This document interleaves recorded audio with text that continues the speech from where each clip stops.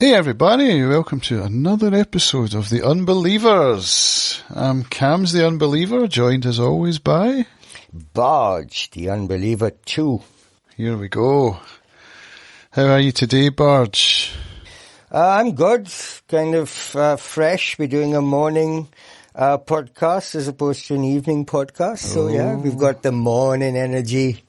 Yow. Yeah, it's pretty cool actually. Had my coffee and all that. So we should be quite high in energy. Yeah, unlike the group that are just entering Mount Thunder, huh? Yeah, they are pretty low. They've just survived a storm, an evil storm sent by Drool, which sounded pretty grim. 2 days of heavy torrential rain. Yeah, and then they arrive at the entrance and they see the hordes of vials and things, and then Foam Follow stays outside and they go in. Yeah, so there's 29 of them heading in against all of Drool Rockworm's unknown might into Treacher's Gorge. Yeah. And they've got a line of Klingor, which will kind of possibly keep them steady. But, yeah, they're going to enter this unknown space. Yeah. Kind of scary, huh? Yeah, so they're pretty high up in elevation and the ground is treacherous and wet. And as we know, Covenant has vertigo. So it's not an easy descent down into the gorge. Yeah, it's very steep and the steps, they're slippery and he's really struggling. Covenant's ankles are beginning to ache with the uncertainty of his feet. He tried to think his soles into the rock, make them part of the stone through sheer concentration. And he gripped his staff until his palms were so slick with sweat that the wood seemed to be pulling away from him, and his knees started to quiver. Man, Covenant. I wouldn't like to be in his shoes. Or sandals. Is he wearing sandals still? I think he is. Remember he took his boots off because of the sore points. So they're going down this in sandals. And I've just written here, scary descent. Yeah. Dark as well, with Birineir's lone torch in front. Well, it's Prothol who leads at first, huh? And then Birineir comes up to Prothol and says, look, I should lead. Prothol isn't having it, and then Birineir actually is quite rude in some ways, huh? Yeah. To try and get his attention.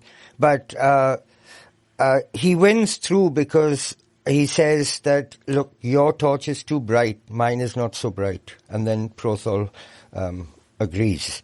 Yeah, so yeah, they have a bit of a debate, or an altercation even. And Birineir wins through with some common sense, which is good. Prothol's willing to listen. Well, Birineir calls him a fool. He does, I mean, yeah. Anyway, so they move away and Birineir is leading. And TC is kind of thinking that he hasn't said bye to Foam Follow, and he's got like this thing in his head that he's forgotten something. Yeah. I mean, that comes up a few times, this kind of motif of him having forgotten something. Yeah. But we'll come to that at the end. Aye. But the going is tense anyway. Yes, it's just a really nice bit of descriptive writing as this party descends down into the gorge. And Covenant talks here about his hope. It said that he wore his hope of escape like a buckler, which I had to look up. A buckler's a kind of shield. It's a small shield. So he's wearing his hope as a shield as they go down. Right. And I guess his hope is of release from the dream. Huh? Yeah. Because that comes up a couple of times. Yeah, it comes up in a big way in the end. Yeah. So he senses that his only chance is to return by facing Drool with the Staff of Law, or by death. Yeah, rescue or defeat. He could not envisage any other outcome. Yeah. So, yeah, I like this bit of descriptive writing here. It says, when he put a foot down hard, he could feel the solidity of the ledge jolt from his heel to the base of his spine. It just gives an idea of the solidity of the granite of Mount Thunder. And then the river, which is being so loud, it drops away. Yeah. As a result, they can see a bit more because then the mist from the spray doesn't obscure the light. And they can hear a little bit more, but everywhere around is darkness. So I guess that must be where the river goes down, maybe even vertically into the mountain. Where we read in the previous chapter that it gets corrupted, or when it comes out the other side it's all sludge and ming from the mountain. The current was becoming a cataract, an abysmal plummet like a plunge into death. Yeah. Yeah, the sound of it receded slowly as the river crashed further and further away from the lip of the chasm. Yeah. So they're inside now. And Covenant's able to discern whether it's day or night by looking at his ring. It's interesting. Yeah. And also we have rock light. So the rock itself seems to give off light. Rock light makes dark shadows, it says. So is this some kind of magic? Or just a feature of the rock, a natural feature? Well, they've got all sorts of materials like that in this land, huh?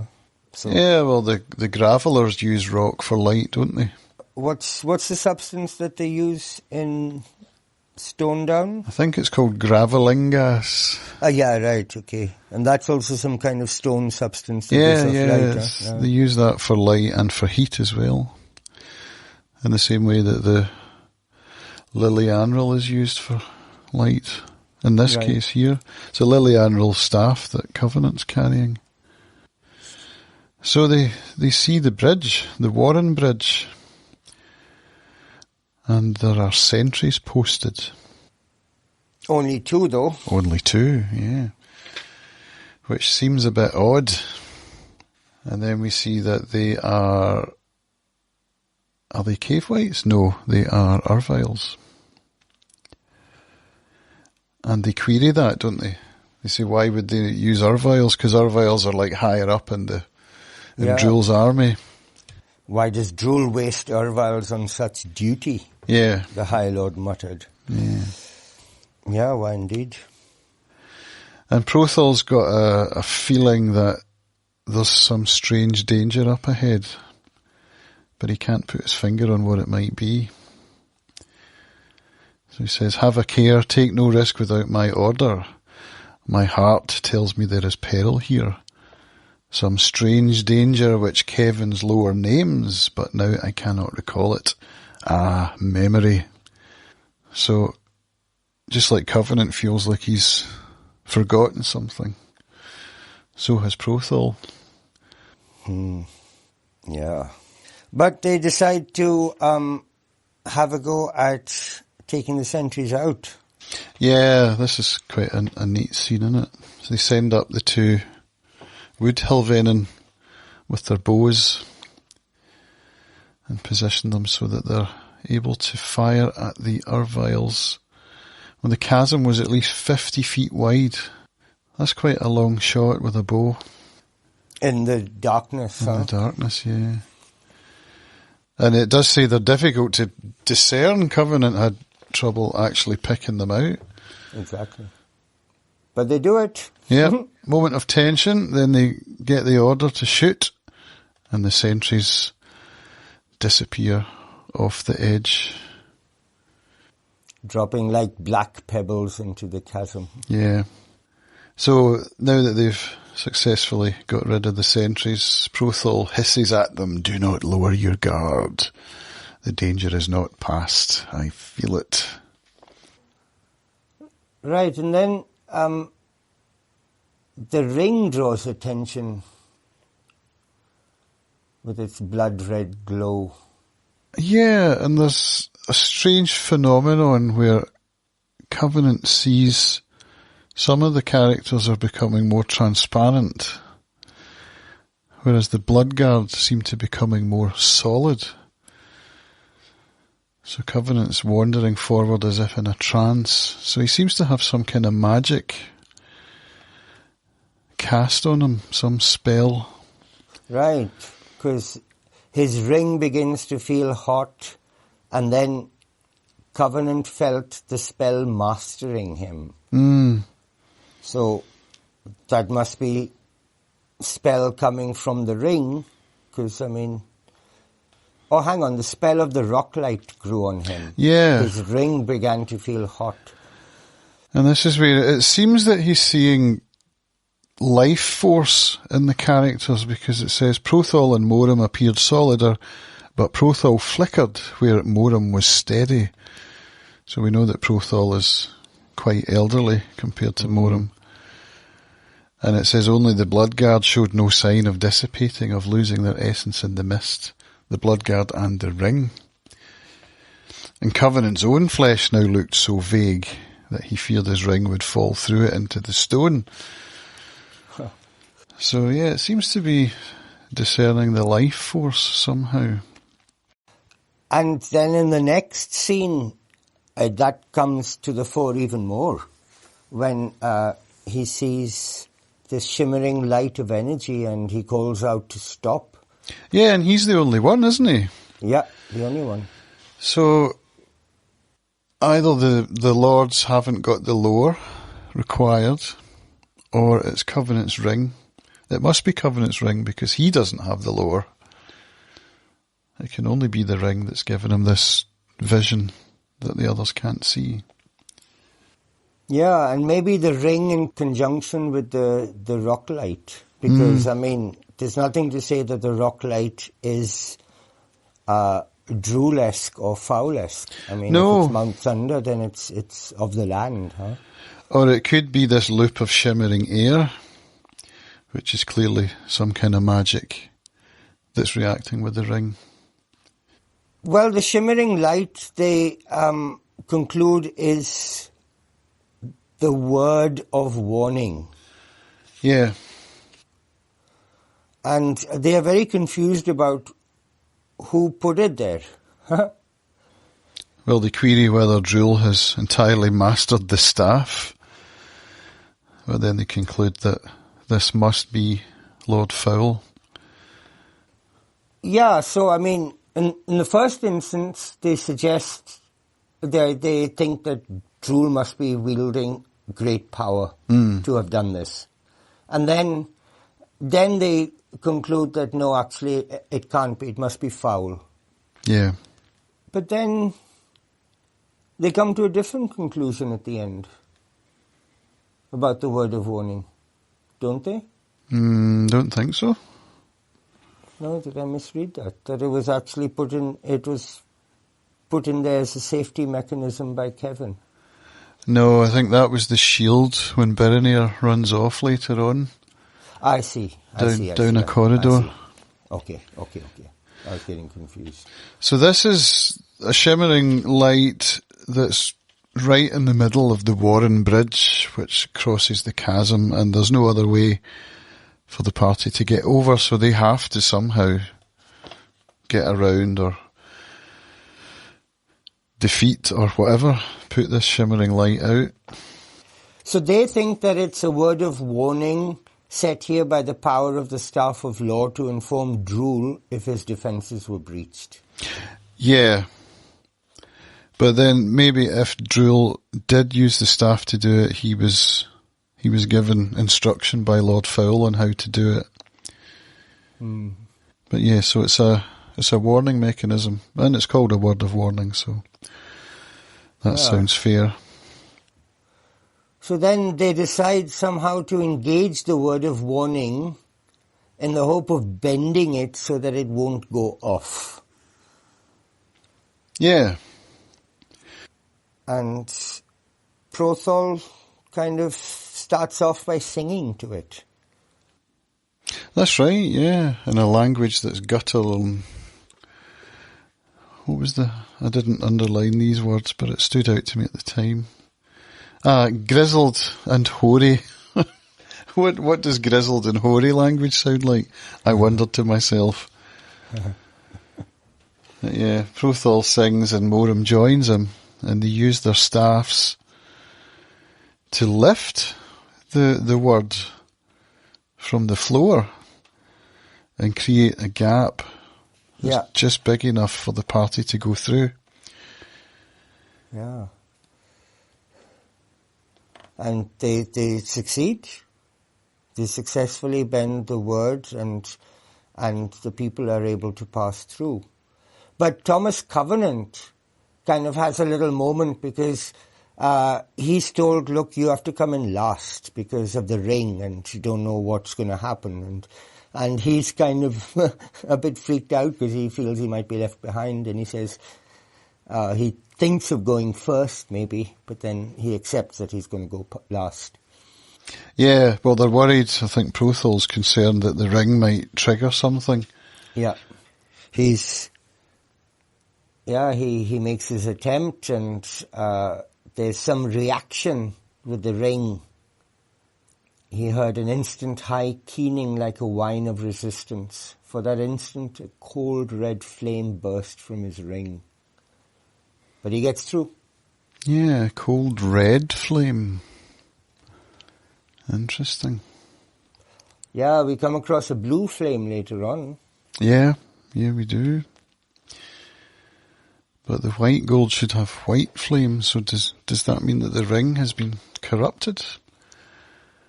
Is it possible that could happen? Or is it just the rock light? Or is it the red that it's been glowing with from the blood moon being removed from it? Could be. So the word of warning was put in place to warn Drool of their location, so they managed to sneak past it. But then the Urviles come anyway. Well, they've seen the light.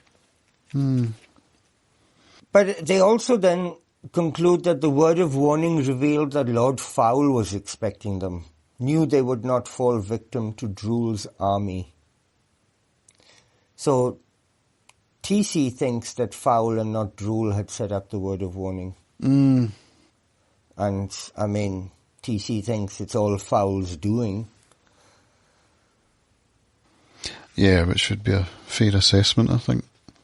Yeah, he says Drool was ignorant, mad, manipulated. The cave white probably failed to understand half of what he achieved under Lord Fowl's hand. So yeah, Drool's just a cave white, remember? He's a mountain beast. With a powerful toy. Powerful toy and a small brain. So they descend even further into the depths, and TC is really beginning to feel the mountain.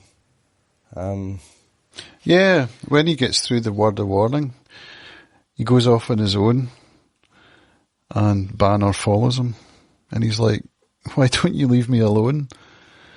And Banner says, "You are our Lord Covenant. We are the Bloodguard. Your life is in our care." And he says, what was interesting there to me was they said, "We are the Bloodguard." So it's kind of like a hive mind that they have almost. I see, yeah. Rather than the royal we. Yeah. So yeah, this was another bit I've underlined here, but it talks about the bargain he made with the Ranahan.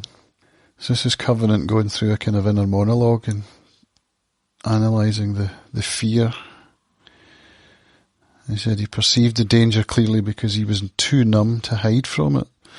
The whole function of the compromise, the bargain he had made with the Ranahan, was to hold the impossibility and the actuality of the land apart, in equipoise. So he's got the concept of the dream and of his reality, that he doesn't want to bring them together, to bring crushing together the opposite madnesses which he needed so desperately to escape, and he considered throwing the ring away, but he knew he could not do it. The band was too heavy with remembered lost love and honour and mutual respect to be tossed aside. And he remembers the beggar. I just love this paragraph. He was too numb to resist the conclusion as inalterably as leprosy to the destruction of the land. So yeah, he's torn between this paradox, isn't he? Yeah. Yeah. And that theme continues at the end when he talks about what he's forgotten. Aye. So Billionaire's leading them down and down and down through corridors and passages. Seems to be quite adept at pathfinding. I don't know how he knows where they're going, but... I don't know how he knows, and I mean, he's taking the back routes to avoid detection and all. Yeah. But he seems to be marching on quite confidently through cave whitish halls, and then the drafts begin to stink.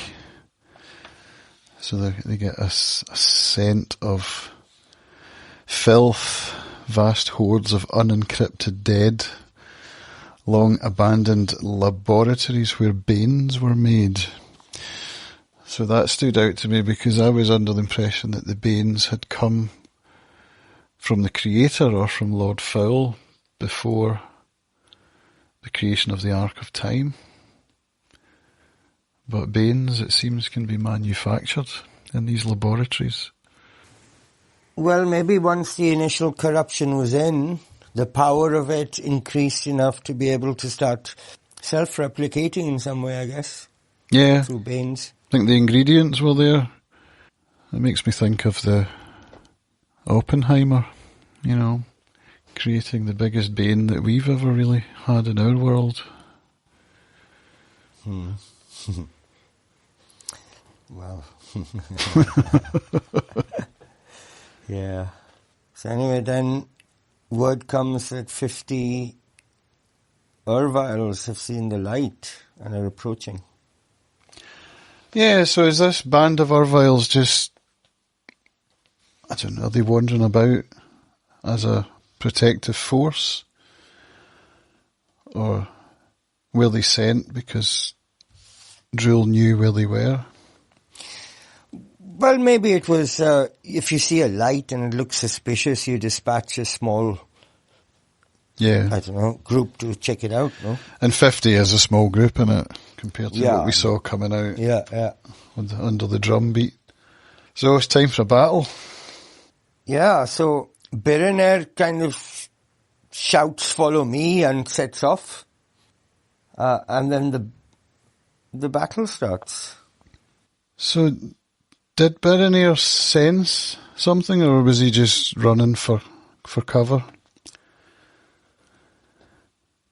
Because this is no ordinary tunnel that he races down. Yeah, and that's where he gets enveloped by the blue flame. Yeah, suddenly there came a hot noise like a burst of lightning. Without warning, a sheet of blue flame enveloped the higher brand.